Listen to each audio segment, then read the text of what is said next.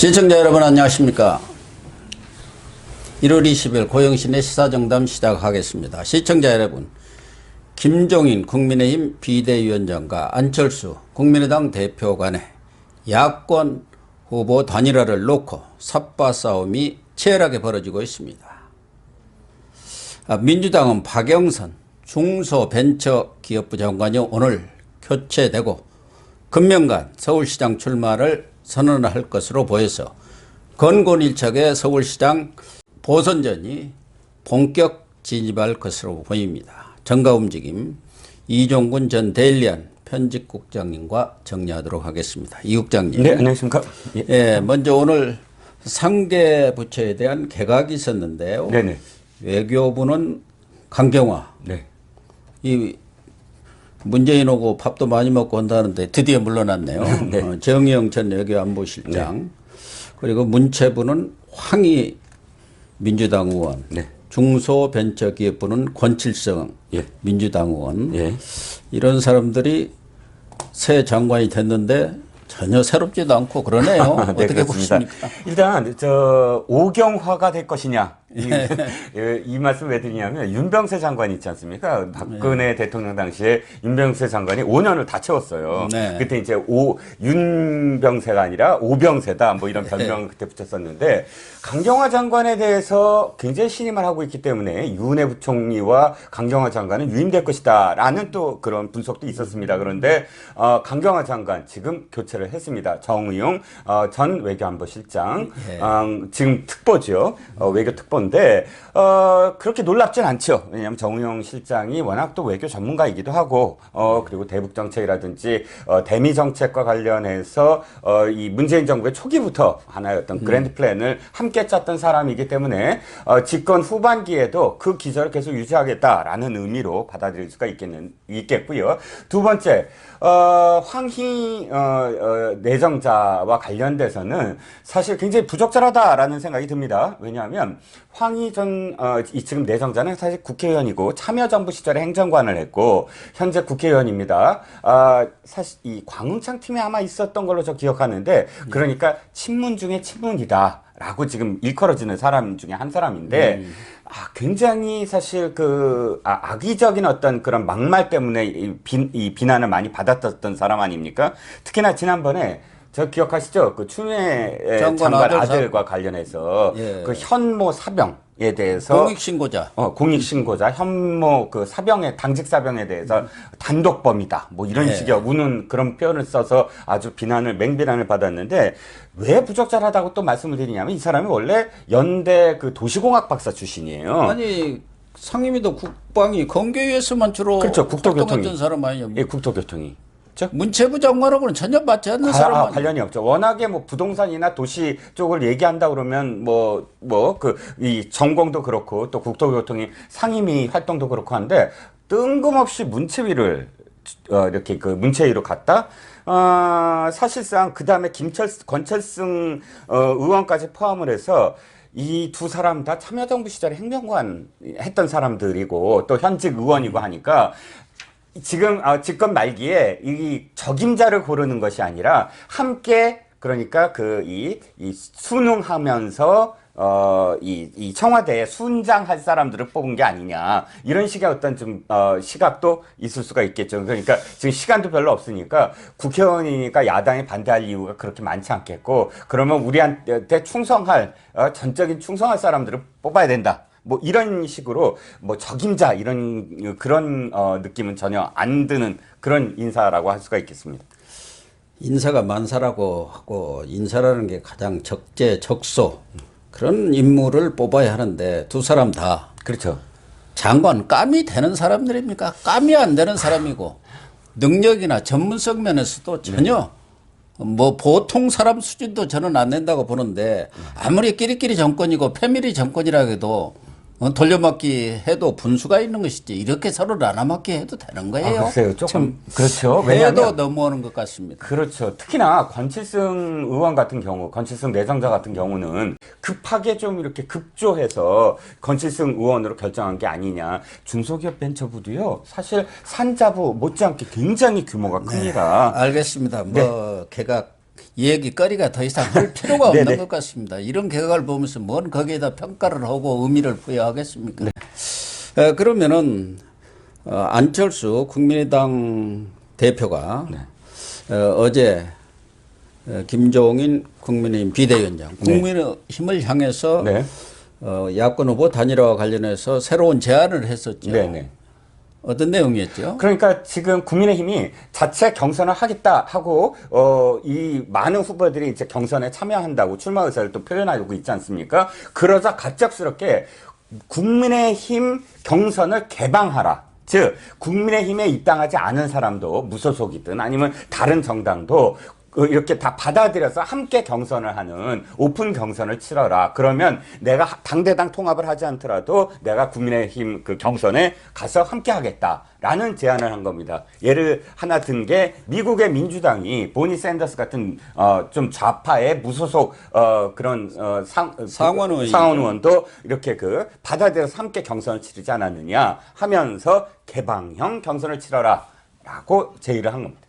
그러니까 오픈 경선을 하자 그런 얘기 아니겠습니까? 그래서 그렇죠. 국민의힘이 예. 경선의 플랫폼이 되고 국민의힘 사람이든 또 외부의 안철수든 금태섭이든 거기에 참여를 해갖고 전원이 원샷 경선하자 그 얘기 아니겠습니까? 네네 그렇습니다. 안철수 속셈은 뭐예요? 그러니까 두 가지죠. 하나는 일단 국민의힘 경선을 그대로 놔두게 되면 국민의힘은 스토리가 엮어지잖아요. 서로 뭐 경쟁을 하고 하면서 한 사람이 되겠죠. 스토리가 엮어지는 순간부터 사실 지지율은 점점 오를 겁니다. 한 사람이 딱 지지율을 딱 집중하고 자기와 1대1로 단일화를 하면 불리하다.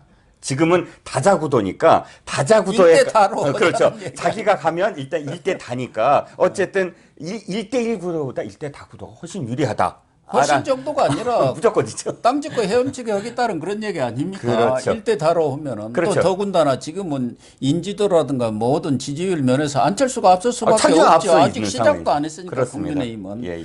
그러니까 이런 상황 속에서 1대 다 구도를 통해서 본인이 야권 후보 단일화를 반드시 가져가겠다 그런 속셈 아니겠어요? 네, 그렇습니다. 그렇죠. 예. 그런데 김종인 국민의힘 비대위원장이 아주 이런 지하에 거절을 했네요. 네, 그렇습니다. 사실 그 안철수 원래 대표가 조금 지난 5년 전과 4년 전과 10년 전에 비해서 조금 민첩해지지 않았습니까? 예. 예전에는 좀 우직하잖아요. 나로 그냥 단일화하면 되잖아. 그러고 이렇게 우기기만 했는데 순발력이 있어요. 그러니까 뭐 옳고 그른 게 아니라 이번에도 딱 그 자기가 불리하니까 제안을 했습니다. 순발력 있는 게 아니고 그 뒤에서 김무성 같은 그런 노회한 정치인들이 지금 훈수를 띠고 있지 않습니까? 사실상 김무성이가 안철수의 멘토 역할을 하고 있기 때문에 그런 수들이 나오는 거죠. 그렇겠죠. 왜냐하면 예전에 안철수 같지가 않아요. 서울시장 딱 나가겠다고 한 것과 지금 이거 오픈 경선 한다 하는 건 굉장히 고단수거든요. 어떤 의미에서는. 이게 안 받아지더라도 어쨌든 이렇게 판을 계속 흔들면서 자기가 주도하고 있으니까. 그런데 여기엔 또 김종인 대표 비상대책위원장이 있습니다.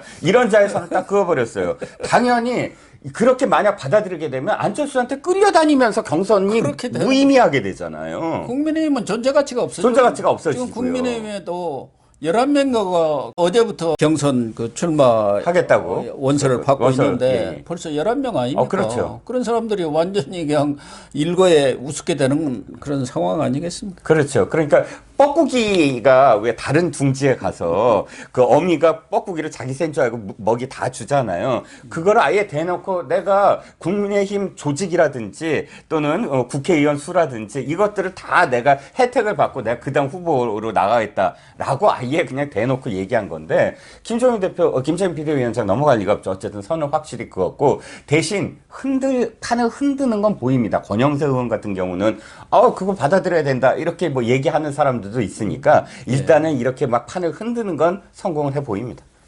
그러니까 국민의힘 내부에서도 안철수 대표에 대해서 상당히 호감을 갖는 분들도 있고 현실적으로 안철수 후보로 단일화되는 것이 가장 유리한 선거 구도가 아니냐는 생각을 가진 분들도 상당히 있는 건 사실이죠. 그런데 어떤 의미에서는 그분들은 또 그분들대로 자기가 유리한 방향으로 사실 하고 싶은 거니까요. 본인들이. 김종인 비대위원장이 좀 말은 거칠게 했네요. 뚱딴지 같은 소리 하고 있다. 꾀를 부린다. 아니 그러니까 사실 좀 여기에 좀 가치 판단을 제 개인적인 가치 판단을 부여한다면 아까는 제가 정치공학적으로 굉장히 민첩해졌다고 얘기를 했지만 사실 이 정도는 아닙니다. 왜냐하면 그렇다면 안철수 대표가 이 서울시장 후보로 나설 때부터 이런 입장을 견지했었어야 돼요. 예. 근데 어떻게 했습니까? 아니 당신네들은 당신네대로 가고 나는 나대로 가서 윈윈해야 된다.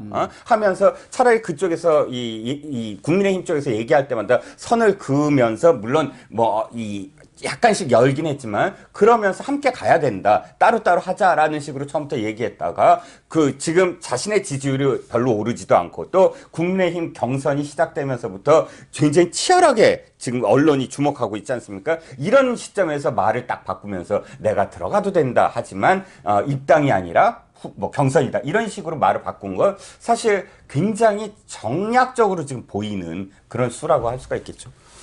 미국의 뭐 바니 샌더스 상원 의원이 지난해 민주당 경선에 밖에서 참여를 했습니다만은 그 민주당 당원 당규가 어떻게 됐는지는 모르겠지만 네. 미국 같은 데는 오픈 프라이머리가 일상화되어 있는데 네. 우리 경우는 그런 게 안 되어 있고 네. 정진석 경선위원장도 그렇게 될 경우 당원 당규를 다 고쳐야하고 그 과정이 쉽지 않은 거다. 네. 실제로 그렇지 않습니까? 네, 그렇습니다. 뭐 다른 정치적인 고려를 제외하더라도 네. 당원 당규에 따라서 경선 과정을 치러야 하는데 안철수 때문에 국민의당 당원 당규를 다 고쳐버려야 한다는 이런 문제가 제기될 수도 있는 거 아니겠습니까? 네, 그렇습니다. 보니 샌더스 말씀을 조금만 드리면, 우리랑 달라요. 저기 안철수가 지금 잘 모르는데, 미국의 선거제도를. 미국은 당이 모든 어떤 당원 당규로 선거제도를 갖고 있지 않습니다. 각 주마다 달라요. 그래서 50개 주가 각각 50개 주의 민주당 그 경선 방식이 다 다르거든요. 코커스, 즉 당원들이 결정하는 데도 있고, 어떤 데는 오픈 프라이머리,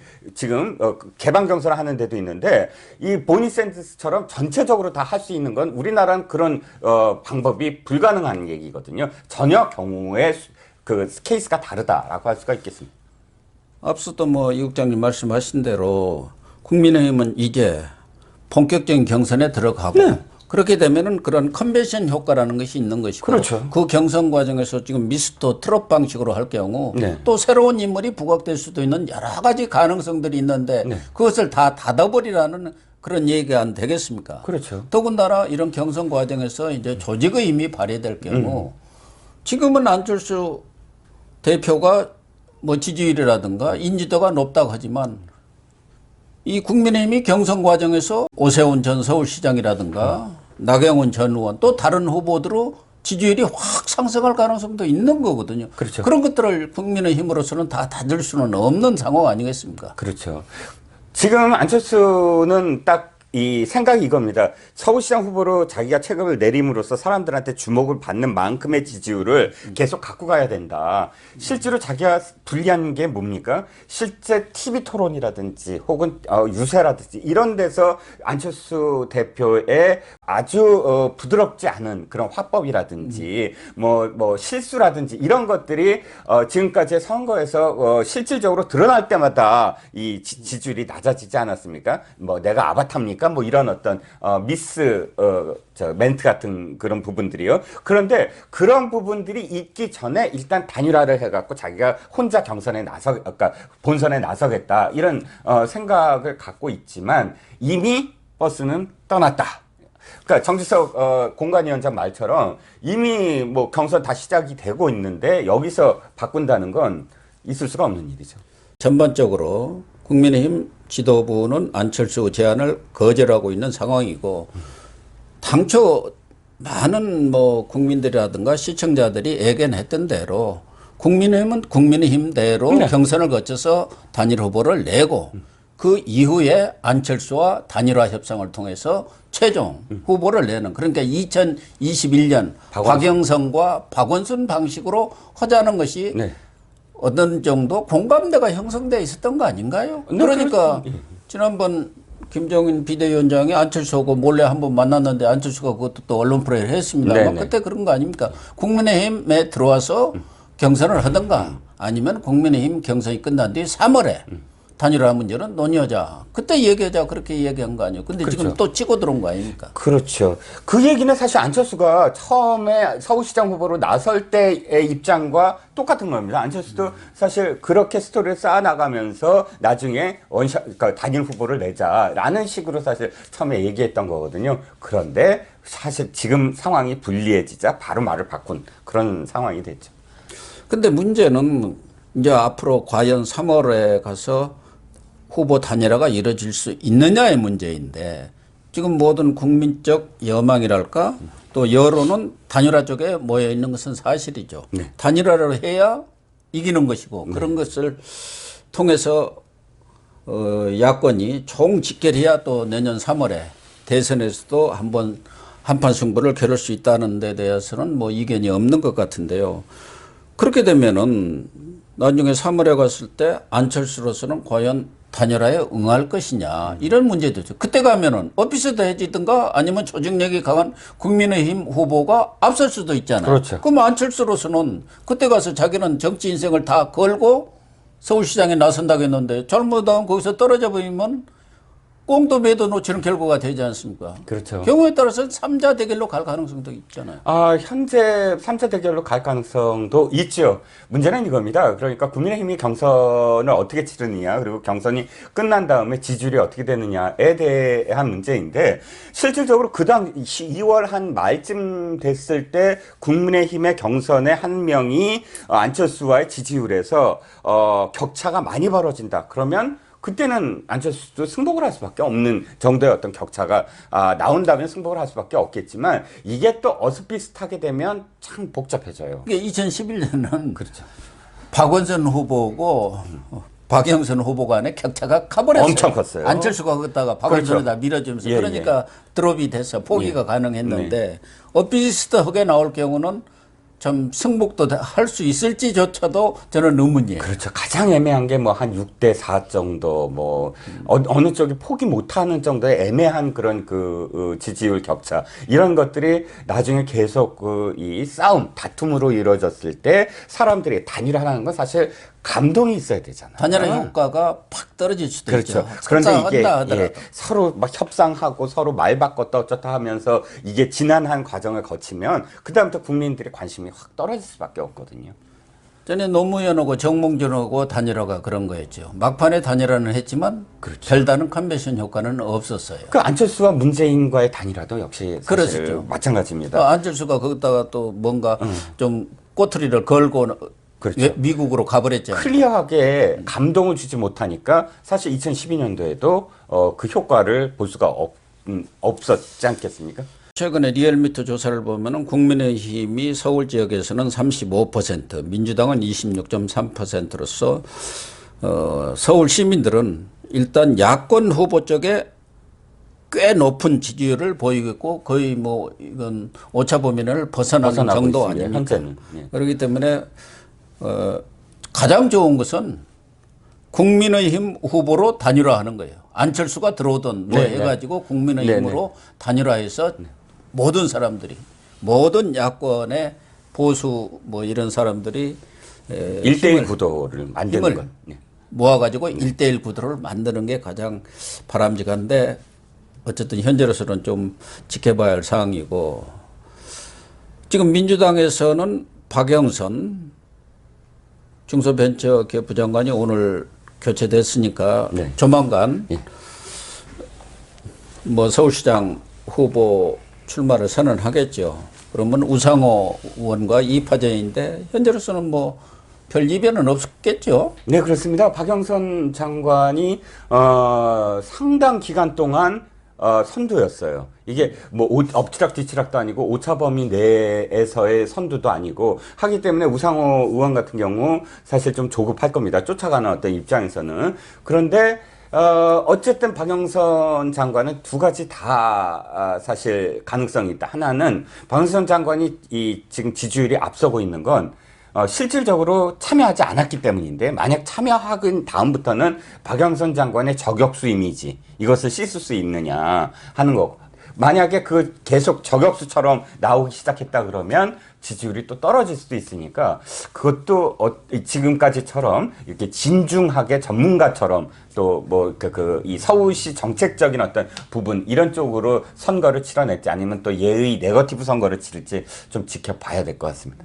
그렇게 될 경우 이제 과연 양자 대결이 될 것이냐, 삼자 대결이 될 것이냐인데 김종인 비대위원장은 삼자 대결이라도 우리가 이길 수 있다.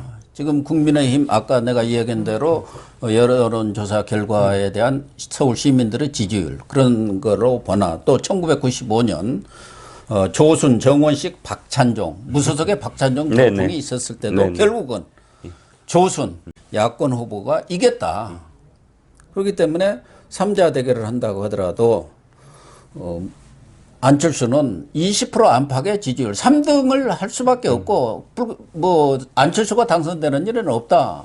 그러니까 궁극적으로 안철수가 포기를 하게 될 것이다. 뭐 이런 생각을 하고 있는 것 같아요.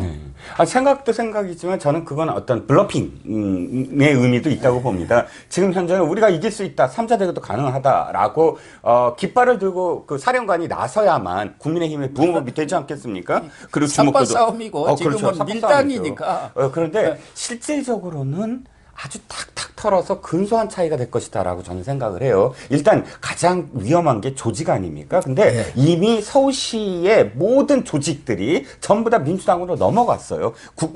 서울시 의원들 다 민주당이고요. 또 지자체장들, 구청장들이 구청장 하나밖에 서초 하나 빼고는 다 해요. 민주당 아니에요. 그러면 지금 이쪽은 10년을 조직이 지금 무너져 있는 거거든요. 국민의힘 조직이. 그러니까 이 조직에 대항해서 바람을 일으키려면 이 바람은 단일화된 바람이어야 가능하고 그러면서 아주 탁탁 털어서 전력을 다해야 되는 싸움이기 때문에 물론 김종인 비대위원장의 그 목소리 높고 그다음에 깃발을 딱 들고 하는 것에 대해서 충분히 그럴 가능성이 있다고 현재는 여겨지지만 그럼에도 불구하고 단일화는 필수적이다. 그렇죠. 이 문제와는 조금 다르지만 네. 이낙연 더불어민주당 대표 최근에 대통령 연초 회견의 가장 피해자다 이런 얘기가 있는데 이재명 경기지사는 덕을 봤어요. 네. 대통령 연초 회견에. 네. 그래서 그런지 이재명 지사가 지금 서울 전에 10만 원의 재난지원금을 전 도민한테 뿌리겠다. 그러니까 이낙연 대표가 좀 씻고 나섰네요. 네네. 좌회전 깜빡이 켜고 우회전하면 어떻게 되느냐. 그렇죠. 이제 본격적으로 이낙연도 자기 목소리를 내겠다는 얘기인가요? 자, 이제 이낙연의 대세론은 완전히 사라졌습니다. 증발됐잖아요. 대세론. 대세론이 아니라 지금은 탈락이죠. 탈락이죠. 40%가 넘던 그 주자가 지금 10%대로 떨어졌다면 이 주자는 어떻게 해야 됩니까? 지금 배수진을 쳐야 돼요. 갈 데가 없지 않습니까? 그러면 자기 앞에 있는 사람을 타깃으로 해서 공격을 할 수밖에 없는 거죠. 지금까지 점잖게 그 목소리 점 깔면서 온갖 수식어 다 붙여가면서 그렇게 점잔 빼던 그런 선거를 치르면 필패입니다. 지금은 무슨 수단을 써서라도 자기의 지지율의 정체를 지지율의 추락을 막아야 된다. 그게 이제 이낙연의 수이기 때문에 제가 보기에는 근데 너무 늦었어요. 늦었어요? 국민들이 다 알죠. 이 사람이 실질적으로 힘이 있느냐. 무엇인가를 돌파해내서 자기가 스스로 결과를 낼 수 있느냐. 이거를 지켜봤는데 하나도 없지 않습니까? 예. 네, 시청자 여러분. 이 국장님과 정가 움직임을 정리해 봤는데요. 이제 본격적으로 서울시장 보궐선거전이 돌입한 것 같습니다. 그러나 아직까지 80일이 남았습니다. 80일 동안 또 무슨 변수들이 작용할지 모르기 때문에 현재로서는 이렇다 저렇다 예단하기는 힘들고 시청자 여러분들도 현명한 선택을 할 수 있도록 마음가짐을 다져주시기를 부탁드립니다. 시청해 주셔서 감사합니다.